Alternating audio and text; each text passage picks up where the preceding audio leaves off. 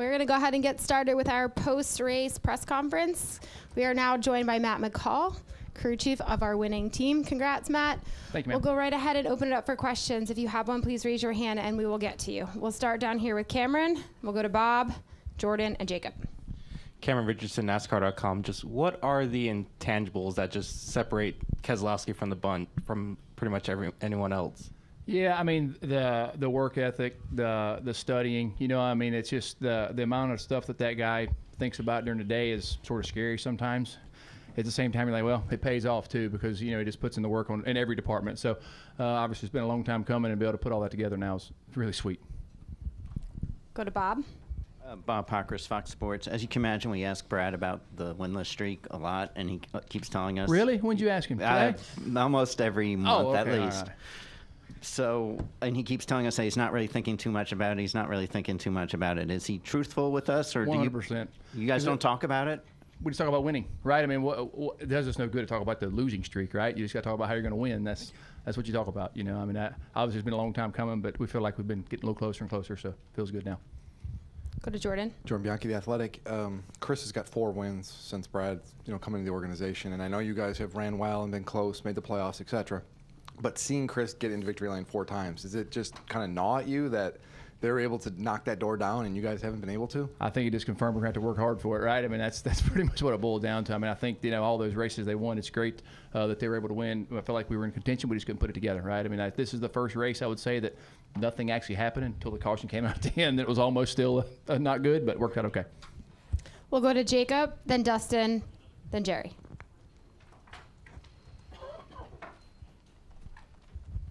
Jacob Seelman, Raceface Digital. Matt, 2 for you. First, you've gotten the chance to work with Brad, obviously both as a driver and seeing what he's brought to the organization as an owner. Behind the scenes, what maybe do we not see that Brad has done to really help propel this turnaround since he's joined RFK? Yeah, I mean, the biggest thing is just he'll keep asking questions of what we need tool-wise, and just continue trying to build relationships of how we get better. I mean, I think the amount of effort behind the ssnes is crazy, the amount of hours the guy puts in, and still drives the race car every Sunday as hard as he can, So it's so many things, I mean, you can't really just name one because it's actually pretty amazing, the list he works on every day. What is it about the chemistry between you two that even though it's taken this long to get into victory lane, I mean, you listen to you guys on the radio and it just seems there's something there that really works for both of you? Yeah, I mean, honestly, we have some similar mentalities thinking. We also were able to butt heads a little bit, but cordially, right? And so we've been able to do that a few times behind doors, and it always comes next week to make it a little better, Go to Dustin, then Jerry. Dustin Long, NBC Sports. Matt, can you give me a sense of perspective? Obviously, when Brad first came over and with you, there was always those questions. Why would he leave an organization where he had been and had success to a group that had not had as much success? Can you give a sense of perspective about just the building of what you guys have had to do to get to this point and what's gone into this? Because it's not a one day thing or one race thing for sure. No, absolutely not. I mean, I think that's the biggest thing is trying to, and this car's obviously created a lot of difference when you first start with it, right? So building that notebook and database and trying to understand how to continue to build. And obviously, Brad loves a challenge. Honestly, he's always thinking really far out. It wouldn't be surprising me with 10 to go. He's worried about what we're taking in North Wilkesboro, right? So I mean, this is how we think sometimes, So definitely always thinking out for the future, which allows us to continue to make gains each week as well. And certainly with Brad, there were so many things going on in his orbit. It's easy on the outside to say he's got too much going on, or this. Don't worry, we tell him that. Keep going. And I'm just curious, is just how has he worked through that, or what are the challenges? Because there is a lot in his orbit, and this takes a tremendous amount of focus just to have this success. Yeah, and I think the biggest thing is if he's not that busy, it makes it more of a whirlwind. So he has to have that much on his plate, and it's just sort of divvy out what that takes to keep that, the racing side and the business side pushing him both directions. Thank you. Yes, sir. We'll go to Jerry, and then in the back to Matt. Jerry Jordan, kicking the tires.net. So what was your emotions, your heart rate on the pit box when he's up there battling with Reddick, and then he gets together and drops back, and your teammate goes around, and it looks like your teammate's going to win, and then all of a sudden they get together, and then now you guys are in the lead. What was going through your mind at that point? Yeah, I mean, a lot, right? I mean, because we felt like we were in a good spot for the long run. even if the 45 got in front of us there, we thought we were going to be okay. Probably about the last 5 or 6 laps, we felt like it was probably going to happen. When the 17 got in front of us, like, okay, he's probably got a really good car too. Hadn't seen him all day, so really didn't know to know for sure leading. And then that happens, and yeah, you're like, okay, let's see if it's going to play out. And I feel like we've lost a couple like that, so we'll take one like that today. We'll go to Matt. Matt Weaver, Sportsnaut. I walked in late, so I apologize if this has been covered. We accept your apology. Thank you.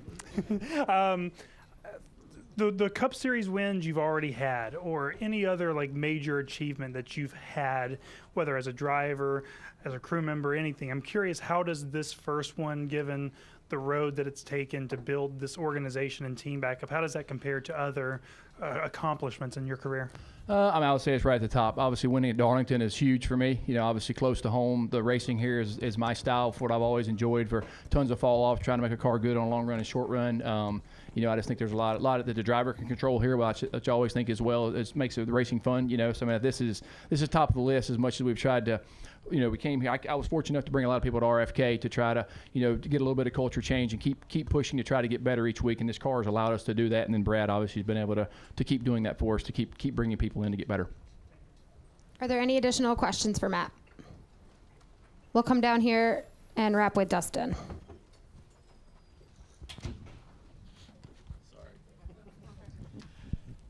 Why did you even end up with Matt? I mean, with Brad. I mean, I know you were elsewhere in a different situation and looking for, but why is this? Why was this pairing?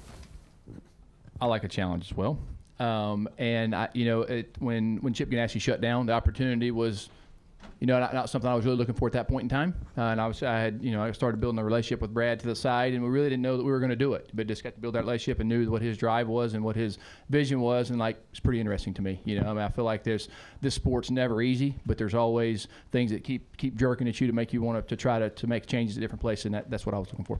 What's the challenge with Brad? The biggest thing is just understanding how to keep him at his top level.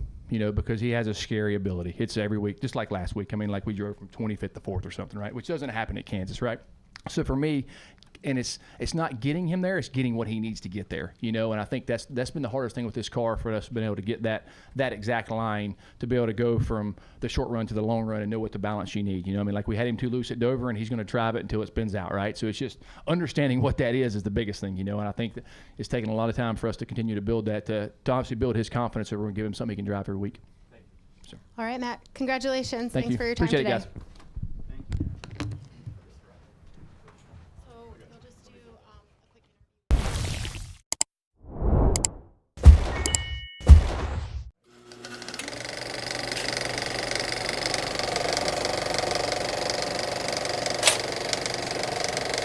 All right, there's the checkered flag. Great job, driver.